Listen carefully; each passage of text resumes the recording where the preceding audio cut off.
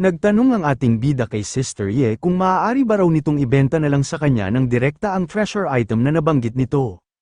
Sumagot naman si Nia Xuanye nang hindi raw ito maaari, napakahalaga nga raw ng treasure item na kanyang tinutukoy, at hindi pa rin daw ito na ipapadala ng may-ari sa kanilang Mercenary Association branch.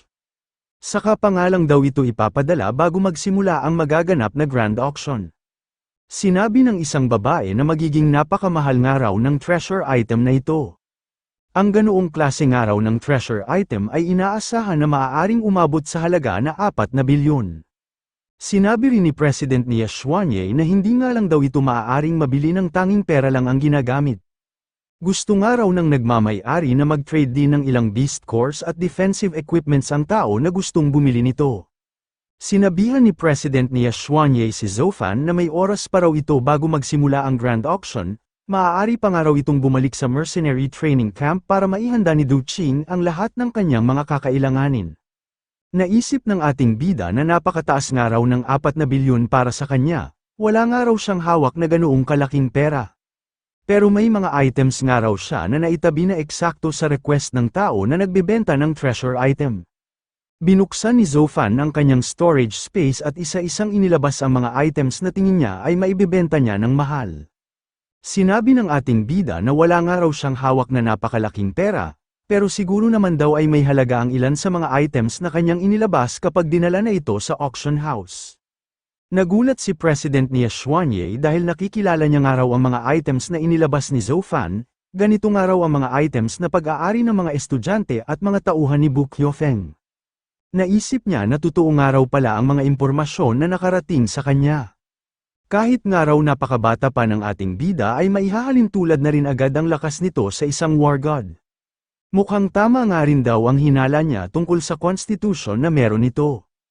Naglabas pa ulit si Zoufan ng mga items mula sa kanyang storage space at sinabi na maaari rin daw nilang tingnan kung ano ang halaga ng mga ito. Nagulat ang isang babae noong makwenta niya na halos aabuti na ng 4 na bilyon ang halaga ng mga items na inilabas ng ating bida. Hindi niya nga raw inasahan na napakayaman pala ng bata, ng gwapong ito. Napaisip si Zoufan noong marinig nito na halos 4 na bilyon nga lang daw ang halaga ng items na kanyang inilabas. Hindi pa nga raw ito sasapat kung gusto niya talagang makuha ang napakahalagang treasure item, kailangan pa nga raw niya ng mas marami pang pera. Sinabi ng ating bida sa kanyang Sister Ye na may isa pa raw siyang itinabing item. Maaari nga raw nila itong patingnan ng mabuti sa isang master appraiser sa loob ng mercenary branch. Nagtanong si Nia Xuanye kung anong item ba raw ito, sinabi niya kay Zoufan na kung kailangan nga raw nito ng magtitingin na master appraiser ay maaaring siya na nga raw ang tumingin nito. Nagulat ang ating bida kaya agad niyang tinanong si Sister Ye kung isa ba raw itong master appraiser. Natawa naman si Nia Xuanye sa reaksyon ni Zoufan at napatanong kung wala ba raw sa itsura niya ang pagiging isang master appraiser. Matapos makipagbiruan ay naging seryoso na si Nia Xuanye noong tinitingnan nito ang item na iniabot sa kanya ng ating bida. Nagulat si President Nia Xuanye noong madiskubre na niya na isa raw palang Monster King rank treasure ang item na hawak niya. Tinanong niya si Zoufan kung saan nga raw nito nakuha ang ganoong klase ng rare hidden Monster King rank treasure. Kinabahan naman ang ating bida habang sumasagot kay Sister Ye na nakuha niya nga raw ito nang hindi sinasadya habang nasa loob siya ng Monster Territory Trial. Kaya kinabahan ng ating bida dahil hindi niya maamin na ipinagawa niya lang ang Ghostface Wasp Veil na ito gamit ang kapangyarihan ng Wasp King. Maaari nga raw may activate ng nagmamay-ari ang skill na Ghostface Covering kapag ginamit na ang item na ito. Sinabi ni Nia Xuanye na mabuti na nga lang daw at hindi siya nagkamali ng paghusga kay Zoufan. Mas makapangyarihan pa nga raw talaga ito kaysa sa mga balita na naririnig niya noon. Ipinatabi na ni President Nia Xuanye ang Ghostface Wasp Veil ng ating bida sa tauhan niyang babae. Sinabihan niya naman si Zoufan na dapat nga raw itong sumali sa magaganap na grand auction. Baka nga raw makakuha ito ng magugustuhan niyang item lalo na't mas malaki ang auction na gaganapin ngayon kumpara sa mga nagdaang taon. Natuwa ang ating bida habang iniisip na hindi niya nga raw inasahan na bukod sa kaunting problema na nangyari sa kanya nung umpisa, ay magiging ganoon na kaayos ang pagpunta niya doon. Naisip niya rin kung siya lang ba raw ito, pero pakiramdam niya nga raw ay parang medyo gumagaan na rin ang pakitungo sa kanya ni President Nia Xuanye. Napansin ni Xuanye ang ngiti sa mukha ni Zofan kaya tinanong niya ito kung nagtataka ba raw ito kung bakit itinatrato niya ito ng maayos. Nahihiya namang sumagot ang ating bida at sinabi na ganoon nga raw ang kanyang naiisip at nararamdaman. Sinabi ng tumatawa na si Xuanye na may rason daw siya kung bakit niya ito ginagawa. Itinatrato niya nga raw ng maayos si Zofan hindi lang dahil sa taglay nitong talento kundi dahil na rin sa mga nagdaan nitong battle records. Sinabi ni President Xuanye na ang pinakadahilan niya raw ay nang dahil sa mukhang ang constitution nga raw na mayroon ng ating bida ay katulad din ng sa kanya. Naguluhan naman ang ating bida sa mga narinig niya kay Sister Ye. Tinanong niya si Xuanye kung ano nga raw ang ibig sabihin nito. Shout out sa lahat ng patuloy na sumusuporta sa ating channel na Otakong Pinoy Recap. Maraming salamat po. Sinabi muli ni President Xuanye na sa palagay niya nga raw ay magkaparehas sila ni Zofan ng taglay na constitution. Nagulat ang ating bida at napaisip kung mayroon din daw bang war god system si President Xuanye, hindi niya nga raw inasahan na posible pala ito. Tatanungin na sana ng ating bida si President Xuanye kung may system rin daw ba ito, pero inunahan na siya ng kanyang war god system at sinabi na wala nga raw itong nakikita na kahit na anong system sa katawan ni Xuanye. Pinaalam din ng war god system na ang na-detect nga raw nito na constitution na mayroon si Xuanye ay ang combat fanatical physique. Nagtanong si Zofan kay Sister Ye kung combat fanatical physique rin daw ba ang constitution nito. Agad namang sumagot ng oo si President Xuanye, sinabi niya sa ating bida na ang combat fanatical physique nga raw ay ang isa sa mga pinaka-rare ngayon na physique sa mga Starfall Warrior Genius. Sinabi rin ni President Xuanye na nahulaan nga raw niya na ganoon din ang constitution ng ating bida matapos niyang maimbestigahan ang mga dati nitong laban. Ngayon nga raw na nagkita na sila ng personal ay mas sigurado na siya na parehas nga raw talaga sila ng constitution. Ang mga tao na nagtataglay ng combat fanatical physique ay kayang lumakas ng mas mabilis sa loob ng isang laban. Ang mga ganoong tao nga raw ay maaari nang tawagin na isang super genius ng mga kagaya nilang Starfall Warrior. Pagkatapos ng Night of the Starfall ay 3 tao lang sa buong mundo ang sinwerteng magtaglay ng combat fanatical physique. Isa si President Xuanye sa mga taong ito at ito lang ang may ganoong constitution sa buong bansa ng Xena. Naisip ng ating bida na naiintindihan na raw niya kung paano nagawang makarating ni President Xuanye sa level ng intermediate war god sa ganoon kabatang edad. Hindi na nga raw nakakapagtaka kung bakit gustong-gusto itong mapasali ni Director Do Ching at Bu Kyofeng sa kani-kanilang panig. Naisip din ni Zofan na wala nga raw siyang combat fanatical physique dahil ang kanyang nga raw war god system ang dahilan ng kanyang mabilis na paglakas. Pero hindi niya nga raw maaaring ipagkalat sa iba ang sekreto niyang ito.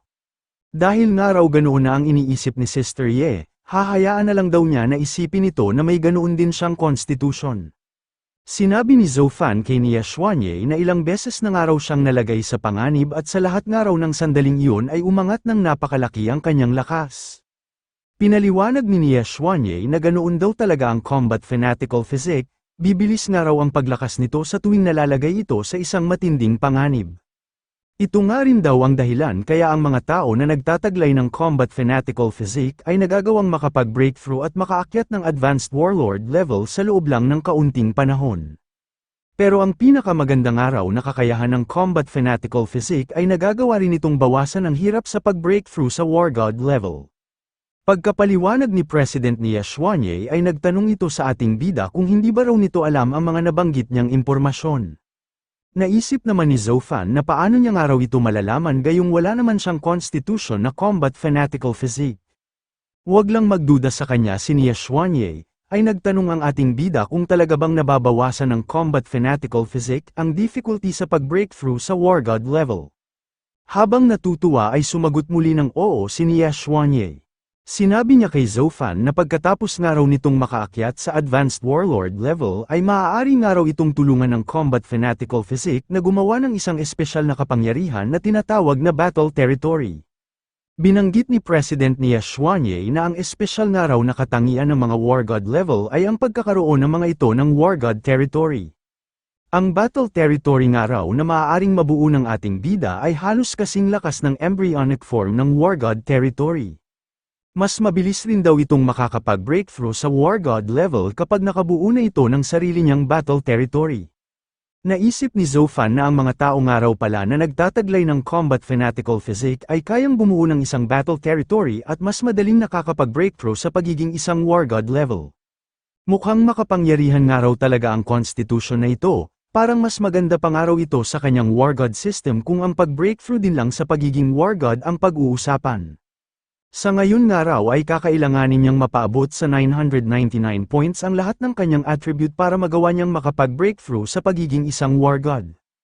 Kung ibabase niya nga raw ito sa hirap ng pag-breakthrough para maging isang advanced warlord, mukhang mas mahihirapan pa nga raw siya kapag tinangka na niyang mag-breakthrough sa War God level. Nagulat ang ating bida sa naging reaksyon ng kanyang War God system nung ikumpara niya ito sa constitution na combat fanatical physique. Sinabi ni Nia Xuanye na mahirap nga raw bumuo ng isang battle territory nang walang sinumang gumagabay. Nasabi niya nga raw ito dahil inabot siya noon ng matagal na oras bago niya nabuo ang kanyang battle territory. Sinabi ni Nia Xuanye na tutulungan niya nga raw ang ating bida dahil parehas naman silang nagtataglay ng combat fanatical physique. Hindi na nakatanggi pa si Zofan noong hilahin na siya ng kanyang sister Ye. Sinabi sa kanya ni Nia Xuanye na bibigyan na raw siya nito ng isang espesyal na pagsasanay. Kinabahan ng ating bida dahil wala nga raw siyang constitution na combat fanatical physique, nangangamba siya na baka raw mabisto ang kanyang kasinungalingan kapag nasa loob na siya ng isang espesyal na pagsasanay. Sinabi ni Zofan kay Sister Ye na biglaan naman daw ang nabanggit nitong training, tinanong niya kung maaring ipagpaliban daw muna nila ito. Sumagot naman si President Nia Xuanye na wag nga raw mag-alala ang ating bida, hindi nga raw mahirap ang ibibigay niyang training sa mga gaya niyang nagtataglay ng combat fanatical physique.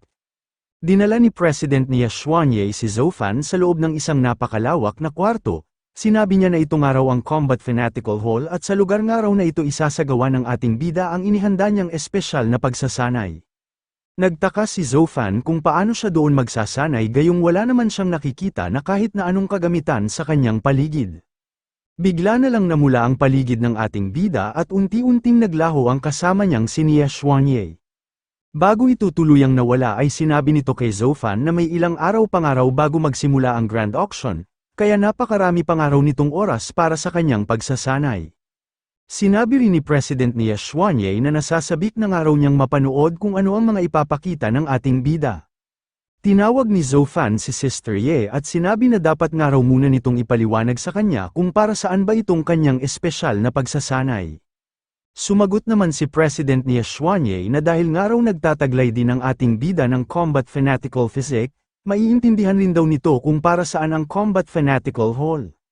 Kinabahan si Zofan habang iniisip na paano niya nga raw malalaman kung para saan ang lugar na ito gayong wala naman daw talaga siyang constitution na combat fanatical physique. Naisip ng ating bida na parang may kakaiba nga raw, nakakaramdam nga raw siya ng panganib pero wala naman daw siyang nakikita na kahit na anong paggalaw. Nag-umpisa ng umatake ang isa sa mga hindi niya nakikitang battle puppet. Noong tamaan si Zofan ay nagtaka siya kung ano nga raw kaya itong umatake sa kanya. Invisible nga raw ito at napakahirap nga raw nitong madetect kahit na ginagamit na niya ang sensing function ng kanyang War God system. Tumahol si Little Gray kaya nagtanong ang ating bida kung may nadiskubre ba raw sila ng Wasp King. Sumagot naman ng Wasp King at sinabi na wala nga raw siyang nadidiskubre, pero kakaiba nga raw talaga ang lugar na ito. Sinabi ni Zofan na mukhang napakarami na nga raw ngayon ang nasa paligid niya, pero hindi pa rin daw niya madetect kung ano ba ang eksaktong galaw ng mga ito.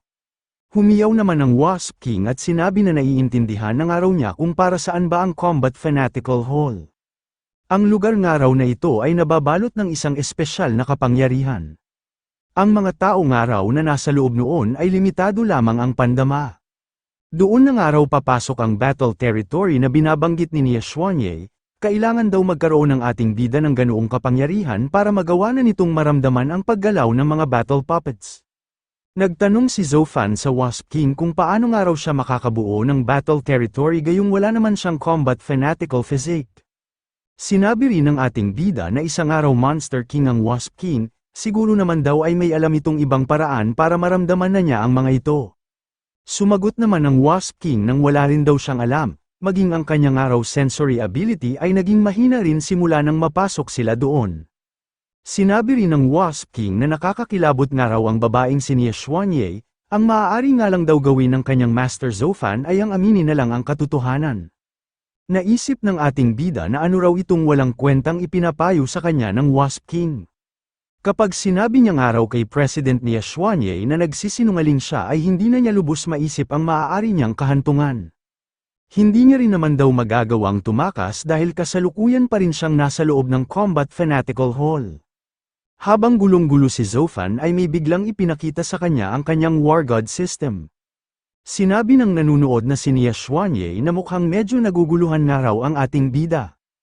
Pero dahil nga raw sa nagtataglay din ito ng Combat Fanatical Physique, makaka-adapt rin daw ito sa ganoong sitwasyon basta magkaroon lang ito ng oportunidad na makagawa ng sarili niyang battle territory. Napangiti si Nia Xuanye habang iniisip na dapat nga raw ay dumaan din sa kaunting hirap si Zofan bago ito magkaroon ng oportunidad na makabuo ng battle territory. Noong mga panahon nga raw na siya ang bumubuo ng sarili niyang battle territory ay hindi man lang siya nakagawa ng anumang paghahanda. Dinagdagan pa ni Nia Xuanye ang mga battle puppets na aatake sa ating bida, simula nga raw sa mga puntong yon ay doon na mag-uumpisa ang totoo nitong espesyal na pagsasanay. Sabay-sabay na umatake ang mga battle puppets hanggang napalibutan na ng mga ito si Zofan. Nagtaka si Nia Xuanye kung bakit hindi man lang daw lumaban ang ating bida. Napapaisip siya kung napasobra ba raw siya ng pagtataas sa difficulty ng Combat Fanatical Hall, nangangamba siya ngayon na baka magtamo raw ang ating bida ng malaking pinsala nang dahil sa ibinigay niyang pagsasanay. Nawala ang pangangamba ni Nia Xuanye noong bigla nitong nakita ang pagsulpot ng isang napakalakas na kapangyarihan sa posisyon kung nasaan si Zofan. Habang nanunood ay naisip ni Nia Xuanye na kakaiba nga raw itong ipinapakita ng ating bida. Ang paraan nga raw ng pagbubuo nito ng battle territory ay hindi kagaya ng ginawa niya noon. Nakatanggap ng notification ang ating bida na kasalukuyan daw siyang nasa loob ng battle territory formation test. Magiging matagumpay daw ang pagsubok niyang ito kapag nagawa niyang tumagal sa pag-atake ng 1,000 battle puppets. Napaisip si Zofan kung ang kapangyarihan ba raw na nasa kanyang Blade of Retribution ay ang kagaya ng kapangyarihan ng battle territory. Hindi niya nga raw inasahan na magagawa rin ito ng kanyang War God system. Kayang-kaya rin daw pala ng kanyang War God system na bumuo ng battle territory sa sarili nitong pamamaraan. Naisip ng ating bida na ngayon nga raw ay nagawa na niyang makatagal sa pag-atake ng 21 battle puppets. Kapag nagawa nga raw niyang tumagal sa pag-atake ng 1,000 battle puppets ay magagawa na niyang makabuo ng sarili niyang battle territory. Pinuri ni Zofan ang kanyang War God system na talagang napakagaling nga raw nito. Iginaya nga raw nito ang battle territory formation test sa pagsubok na ginawa niya noon para makuha ang Flaming Sword power. Ngayon nga raw ay pamilyar na siya kung ano ang kailangan niyang gawin. Nagulat ang nanunood na si President Nia Xuanye kung bakit parang napakadali lang daw nito para sa ating bida. Noong unang beses niya nga raw na kinaharap ang battle puppet formation ay pinahirapan siya nito ng napakalaki. Napapaisip si President Nia Xuanye kung bakit nga raw parang hindi man lang nahihirapan si Zofan. Iniisip niya ang posibilidad na baka raw mas malakas ang Combat Fanatical Physique na mayroon ng ating bida kaysa sa kanya. Dinagdagan pa ni President Nia Xuanye ang difficulty ng pagsubok ni Zofan para makaranas man lang daw ito ng kaunting hirap. Naisip ng ating bida na kahit nga raw hindi niya masyadong naiintindihan ang kanyang sitwasyon, ang pinaka-nauunawaan niya lang daw ay ang pakiramdam na para siyang nakukulong. Naramdaman ni Zofan ang pagtaas ng bilang ng mga battle puppets na nasa kanyang paligid, hindi nga lang daw ito basta umangat dahil nadagdagan nga raw ito ng napakarami. Nag-alala ang Wasp King at si Little Gray noong makita nila ang sabay-sabay na pagsugod ng napakaraming battle puppets sa kanilang master. Ginamit naman ni Zofan ang battle territory na nakabalot sa kanyang sandata para bumuo ng sarili niyang shield barrier. Kailangan niya nga lang daw itong panatilihin hanggang sa matapos na ang pag-atake sa kanya ng 1,000 battle puppets. Ngunit hindi nasunod ang plano ng ating bida noong bigla na lang nagsama-sama ang lahat ng mga natitirang battle puppets hanggang sa maging isa itong napakalaking kamay. Nangangamba si President Nia Xuanye dahil mukhang napasobra na nga raw talaga ang pagtataas niya sa difficulty ng Combat Fanatical Hall. Kailangan niya nga raw mailigtas agad ang ating bida sa lalong madaling panahon. Ang pag-atake nga raw na makakaharap nito ngayon ay hindi makakayang saluhin ng mga Starfall Warrior na nasa ilalim ng War God level. Tatalo na sana si President Nia Xuanye para iligtas si Zhou Fan pero bigla siyang napahinto nang dahil sa kanyang nasaksihan. Hindi siya makapaniwala na nasa maayos lang na kalagayan ang ating bida matapos nitong tanggapin ang isang napakalakas na pag-atake.